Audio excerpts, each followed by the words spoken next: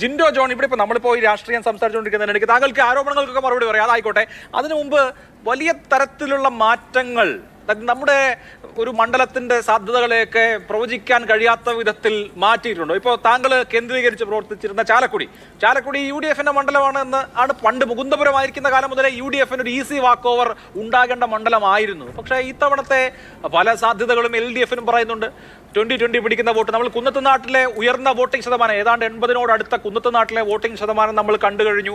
അവിടെ 2020 ഘടകം അങ്കമാലി അടക്കമുള്ള മേഖലകളിൽ പിടിക്കുന്ന വോട്ട് എൻ രാധാകൃഷ്ണൻ മത്സരിച്ചതിനേക്കാൾ കുറയും ഇത്തവണത്തെ സ്ഥാനാർത്ഥിയുടെ വോട്ടെന്ന NDAയുടെ കണക്കൂട്ടൽ. ഇതെല്ലാം കൂടി വരുമ്പോൾ വേണമെങ്കിൽ ചാലക്കുടി ആരും ജയിക്കാമെന്ന മട്ടിലേക്ക് പോലും കാര്യങ്ങൾ വരികയാണ്. അപ്പോൾ പ്രവചനങ്ങൾ അസാധ്യമാവുന്ന വിധത്തിൽ രാഷ്ട്രീയത്തിൽ അണ്ടർ കറണ്ടുകൾ ഉണ്ടായിക്കൊണ്ടിരിക്കുകയാണോ? താങ്കൾക്ക് ഇലക്ഷൻ കഴിയുമ്പോൾ എന്ത് തോന്നുന്നു?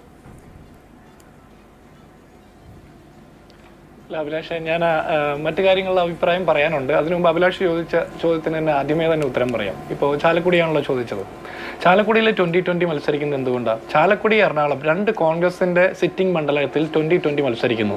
അതേസമയം 2020 CPMനെതിരെ, പിണറായി വിജയനെതിരെ, അദ്ദേഹത്തിന്റെ മകൾക്കെതിരെ വലിയ പോരാട്ടം നടത്തുമെന്ന് പറയുന്ന 2020 ആലപ്പുഴയിൽ CPMന്റെ ഒരേ ഒരു കനൽത്തരിയുള്ള മണ്ഡലത്തിൽ മത്സരിക്കുന്നുമില്ല.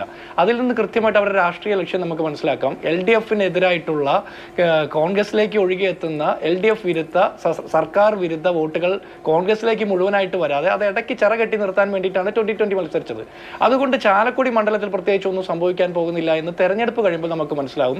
കുന്നത്തനാട് മണ്ഡലത്തിൽ പ്രത്യേകിച്ച് വോട്ടിംഗ് ശതമാനം കൂടിയത് 2020 എതിരായിട്ട് അതിശക്തമായിട്ടുള്ള വികാരം ആ പ്രദേശങ്ങളിലുണ്ട്. 2020 പഞ്ചായത്ത് ഇലക്ഷനിൽ ജയിക്കുന്നു എന്ന് പറയുമ്പോൾ ഒരു സാനിറ്റൈസറും ഒരു കൊതുകുപാറ്റും കൊടുത്തുകൊണ്ട് ജയിച്ച പഞ്ചായത്തുകൾ വരെയുണ്ട്. നമ്മുടെ നാട്ടിലെ ഇലക്ഷൻ ഇപ്പോൾ ഒരു കിറ്റ് കൊടുത്ത് ജയിക്കുന്ന സാഹചര്യം സംസ്ഥാന സർക്കാരിന് കിട്ടുന്നുണ്ടെങ്കിൽ ഒരു പഞ്ചായത്ത് ജയിക്കുന്നതിൽ വലിയ തെറ്റൊന്നുമില്ല. അത് തെറ്റാണെന്നൊന്നും പറയുന്നില്ല. പക്ഷേ അത്തരം രാഷ്ട്രീയത്തിന് അപ്പുറം ഇത് 543 സീറ്റിലേക്ക് നടക്കുന്ന ഒരു തെരഞ്ഞെടുപ്പ്, ഈ രാജ്യത്തിന്റെ 5 വർഷത്തെ മാൻഡേറ്റ് തീരുമാനിക്കുന്ന ഒരു തെരഞ്ഞെടുപ്പിൽ 2 സീറ്റിൽ മാത്രം മത്സരിക്കുന്ന ആളുകൾക്കൊപ്പം നിന്നതുകൊണ്ട് ഈ രാജ്യത്ത് നയപരമായിട്ടുള്ള ഒരു മാറ്റവും സംഭവിക്കില്ല എന്ന് തിരിച്ചറിവുള്ള ആളുകളാണ് ചാലക്കുടി പാർലമെന്റ് മണ്ഡലത്തിലെ വോട്ടർമാരെന്നാണ് എൻ്റെ ബോധ്യം. നമ്മൾ കേരളത്തെ പ്രബുദ്ധ സമൂഹം എന്നൊക്കെ പറയുമ്പോൾ അങ്ങനെ തന്നെ നമ്മൾ വിശ്വസിക്കുകയും ചെയ്യണമല്ലോ. അതിനപ്പുറത്ത് ചാലക്കുടി മണ്ഡലത്തിൽ NDAക്ക് കഴിഞ്ഞ പ്രാവശ്യം കിട്ടിയ വോട്ട് കിട്ടില്ല എന്ന് പറഞ്ഞാൽ അതിന്റെ അർത്ഥം എന്താ? അതുപോലെ 2020 എത്ര വോട്ട് പിടിച്ചാലും ഏതൊക്കെ ഭാഗത്ത് നിന്ന് പിടിക്കുമെന്നൊക്കെ ഞങ്ങൾക്ക് ഏകദേശം രാഷ്ട്രീയമായിട്ട് ഞങ്ങളുടെ കണക്കൂട്ടിലുണ്ട്. അതെല്ലാം ഞങ്ങൾക്ക് പരസ്യമായിട്ട് സംഘടനാപരമായ ചില മര്യാദകളുടെ ഭാഗമായിട്ട് ചാനലിൽ പറയാനും പറ്റില്ല. അതുകൊണ്ട് തന്നെ ഉറച്ചു പറയുന്നു, ചാലക്കുടി മണ്ഡലത്തിൽ ജൂൺ 4 ശേഷം വോട്ട് എണ്ണുമ്പോൾ ജൂൺ 4 ശേഷം ഇന്ത്യൻ പാർലമെന്റിലേക്ക് പോകാൻ പോകുന്നത് കോൺഗ്രസിന്റെ UDFന്റെ MP ആയിട്ട് ബെന്നി ബെഹനാൻ തന്നെയായിരിക്കും. അതിലൊരു തർക്കവും വേണ്ട. നമ്മൾ അനിൽകുമാർ അല്പം മുമ്പ് പറഞ്ഞില്ലേ, കോട്ടയം മണ്ഡലത്തിൽ പല ബൂത്തിലും കോൺഗ്രസ് 3-ാം സ്ഥാനത്ത് പോകുമെന്ന്. പുതുപ്പള്ളി ബൈ ഇലക്ഷന്റെ സമയത്തും ഇദ്ദേഹം ഇതുപോലെ നിരവധി നിരീക്ഷണങ്ങളും അഭിപ്രായങ്ങളും നടത്തിയിട്ടുണ്ട്. ബൈ ഇലക്ഷൻ കഴിഞ്ഞപ്പോൾ ചാണ്ടി ഉമ്മൻ ജയിച്ച സീറ്റ് എങ്ങനെയാണ് ജയിച്ചതെന്നും എത്ര വോട്ടിനാണ് ജയിച്ചതെന്നും എത്ര ബൂത്തിൽ ലീഡ് ചെയ്തതെന്നും നമുക്കറിയാലോ. ഒരു ബൂത്തിൽ ഒഴിച്ച് മുഴുവൻ ബൂത്തിലും UDFന്റെ സ്ഥാനാർത്ഥി ലീഡ് ചെയ്യുന്ന കാഴ്ച നമ്മൾ കണ്ടു. അപ്പോൾ ഇവരുടെ രാഷ്ട്രീയ നിരീക്ഷണങ്ങളും ഞങ്ങളുടെ രാഷ്ട്രീയ നിരീക്ഷണങ്ങളൊക്കെ ജനങ്ങളുടെ വിധിയെഴുത്തുമായിട്ട് നമ്മൾ മാച്ച് ചെയ്തുകൊണ്ട് അറിയാൻ പോകുന്നത് ജൂൺ 4 അതുവരെ നമുക്ക് കാത്തിരിക്കാമെന്നാണ് എനിക്ക് അക്കാര്യത്തിൽ പറയാനുള്ളത്. അതിനപ്പുറത്ത് നമ്മൾ ഊഹാപോഹങ്ങളിൽ അഭിരമിച്ചുകൊണ്ടുള്ള ഒരു വാഗ്വാദം നടത്തുന്നതിൽ വലിയ അർത്ഥമുണ്ടെന്ന് വിചാരിക്കുന്നില്ല. പിന്നെ രണ്ടാമത്തത്, ഇവിടെ BJPയുടെ പ്രതിനിധി പറഞ്ഞൊരു കാര്യമുണ്ട്, വേറെ ആർക്ക് LDFനും UDFനും വോട്ട് ചെയ്തതുകൊണ്ട് കാര്യമില്ലെന്ന് തിരിച്ചറിയുന്നത് കൊണ്ട് BJPക്ക് വോട്ട് ചെയ്യുമെന്ന്. BJPക്ക് എന്തിന്റെ പേരിലാണ് മാഷെ വോട്ട് ചെയ്യേണ്ടത്? വിലക്കയറ്റം നിയന്ത്രിച്ചതിന്റെ പേരിലോ, പെട്രോളിയം ഉൽപ്പന്നങ്ങൾ വിലക്കുറവിൽ കൊടുത്തതിന്റെ പേരിലോ, ഏത് വികസന പ്രവർത്തനങ്ങൾ എന്ന് പറയണം? ജനങ്ങളുടെ മുമ്പിൽ 2014-ലും 2019-ലും നിങ്ങൾ പറഞ്ഞിട്ടുള്ള നിങ്ങളുടെ ഗ്യാരണ്ടികൾ എത്ര പൂർത്തീകരിച്ചു എന്നതിന്റെ പേരിൽ നിങ്ങൾ വോട്ട് ചെയ്യിച്ചു എന്ന് പറയണ്ടേ? നിങ്ങൾ ഈ തെരഞ്ഞെടുപ്പ് സമയത്ത് രാഹുൽ ഗാന്ധി മട്ടൻ കറി ഉണ്ടാക്കിയതിനെ കുറിച്ചിട്ടോ അല്ലെങ്കിൽ ഹനുമാൻ ചാലീസ ചൊല്ലുന്നതിനെ കുറിച്ചിട്ടുള്ള വിഷയങ്ങളെ അല്ലാതെ നിങ്ങൾ കഴിഞ്ഞ 2 തെരഞ്ഞെടുപ്പ് കാലത്തും ജനങ്ങൾക്ക് കൊടുത്ത ഉറപ്പുകൾ പാലിച്ചതിന്റെ പേരിൽ നിങ്ങൾ വോട്ട് ചോദിച്ചിട്ടില്ല എന്ന് തന്നെയാണ് ഞങ്ങളുടെ ബോധ്യം. അതുകൊണ്ട് നിങ്ങൾക്ക് ജനങ്ങൾ വോട്ട് ചെയ്യുമെന്നുള്ള ധാരണ നിങ്ങൾക്ക് തെറ്റാണ്. അത് നിങ്ങൾക്ക് തിരിച്ചറിയാൻ പോകുന്നു. രണ്ടാമത്തെ, നിങ്ങൾ പറഞ്ഞ പാരഡൈം ഷിഫ്റ്റ് ഉണ്ടെന്നാ.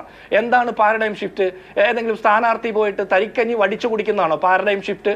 അല്ലെങ്കിൽ പെസകായ്ക്ക് പോയി കുരുത്തോല കെട്ടാൻ നോക്കി പരാജയപ്പെടുന്നതാണോ പാരഡൈം ഷിഫ്റ്റ്? മണിപ്പൂർ പോലുള്ള സംസ്ഥാനത്ത് ആയിരക്കണക്കിന് മനുഷ്യർ പലായനം ചെയ്യപ്പെടുകയും വേട്ടയാടപ്പെടുകയും ചെയ്യുമ്പോൾ അതിനെക്കുറിച്ച് മിണ്ടാതെ ഏതെങ്കിലും ഒരു പള്ളിയിൽ പോയി പെസഹായിക്ക് കുരുത്തോല കെട്ടി അച്ഛന്മാർ ചോദിക്കുന്നതിന് മറുപടി പറയാൻ പറ്റാതെ ഇളിബരായിട്ട് തിരിച്ചിറങ്ങിപ്പോരുന്ന സ്ഥാനാർത്ഥികളുടെ ആ ഗതികേടിനെയാണോ നിങ്ങൾ പാരഡൈം ഷിഫ്റ്റ് എന്ന് പറയുന്ന? കേരളം എല്ലാ കാലത്തും കോൺഗ്രസ് തോറ്റപ്പോഴും ജയിച്ചപ്പോഴും ഒക്കെ ഞങ്ങൾ പറയുന്ന ഒരു കാര്യമുണ്ട്, ജനങ്ങൾ തീരുമാനിക്കട്ടെ കാര്യങ്ങൾ. ജനങ്ങളെ ഈ നമ്മൾ പരാജയപ്പെടുകയോ ജയിക്കുകയോ ഇത് ഇലക്ഷൻ ഫ്രണ്ടിൽ അങ്ങനെ പലതും നടക്കും. പക്ഷെ അതിനപ്പുറത്ത് നമ്മൾ പറയുന്ന അവകാശവാദങ്ങൾക്ക് വേണ്ടിയിട്ട് ഈ ജനങ്ങളെ മുഴുവൻ നമ്മൾ കൂട്ടിപ്പിടിക്കുമ്പോൾ ഈ ജനങ്ങളുടെ ബോധ്യത്തെ കൂടി നിങ്ങൾ വെല്ലുവിളിക്കുകയല്ലേ? ജനങ്ങൾക്ക് കൃത്യമായിട്ട് തിരിച്ചറിവുണ്ടെന്നേ. 2 സംസ്ഥാന കേന്ദ്ര സർക്കാരുകൾക്കെതിരെയുള്ള കാര്യത്തിൽ തിരിച്ചറിവുണ്ട്. ഒരൊറ്റ കാര്യം കൂടി പൂർത്തിയാക്കട്ടെ അഭിലാഷേ. ഇവിടെ LDFന്റെ പ്രതിനിധി പറഞ്ഞ ഒരു കാര്യമുണ്ട്. LDF വലിയ രീതിയിലുള്ള പ്രതിരോധം തീർത്തു ഈ തെരഞ്ഞെടുപ്പ് കാലത്ത് BJPക്കെതിരെ എന്ന്. ഇവരുടെ നിഷ്കളങ്കരായിട്ടുള്ള കുറെ നേതാക്കന്മാരുടെ പ്രതിരോധത്തെ കുറിച്ച് പറയുന്നത്. ഏതാ നിഷ്കളങ്കൻ? EP ജയരാജൻ എന്ന് പറഞ്ഞ LDFന്റെയും NDAയുടെയും കൺവീനറുടെ പ്രതിരോധം. എന്താ? BJPക്ക് കൊള്ളാവുന്ന NDAക്ക് 6ഓളം കൊള്ളാവുന്ന സ്ഥാനാർത്ഥികളുണ്ട്, മിടുക്കന്മാരാണെന്ന് പറഞ്ഞാണ് പ്രതിരോധം.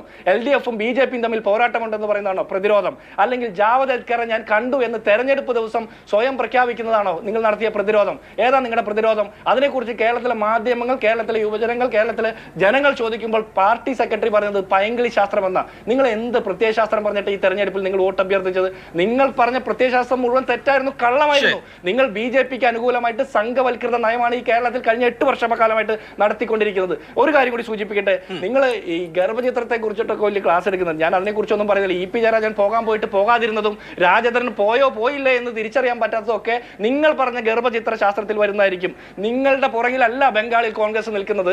കോൺഗ്രസിനോടൊപ്പം നിങ്ങൾ നിൽക്കുന്നത് കൊണ്ടാണ് നിങ്ങൾക്ക് പോളിംഗ് ബൂത്തിൽ കയറാനുള്ള സ്വാതന്ത്ര്യം അവിടെ കിട്ടുന്നത്. അതിനുള്ള ധൈര്യം കിട്ടുന്നത് കോൺഗ്രസിന്റെ മൂവർണ്ണക്കൊടിയുമായിട്ട് നിങ്ങളുടെ സഖാക്കന്മാർ നടക്കുന്നതുകൊണ്ടാണ്. ബംഗാളിൽ നിങ്ങളുടെ പ്രവർത്തനത്തിന് വേണ്ടിയിട്ട് ഓൺലൈനിൽ പരസ്യം കൊടുത്ത്, സോഷ്യൽ മീഡിയയിൽ പരസ്യം കൊടുത്ത് ആളെ ക്ഷണിക്കേണ്ട ഗതികേടില്ല. നിങ്ങൾ കോൺഗ്രസിനെ ആക്ഷേപിച്ചോ, പക്ഷെ യാഥാർത്ഥ്യം കൂടി പറയണം. നിങ്ങൾക്ക് എന്തുകൊണ്ടാണ് ആ സീറ്റിൽ മത്സരിക്കാൻ കോൺഗ്രസ് അവസരം തന്നതെന്ന് കൂടി നിങ്ങൾ പറയണം.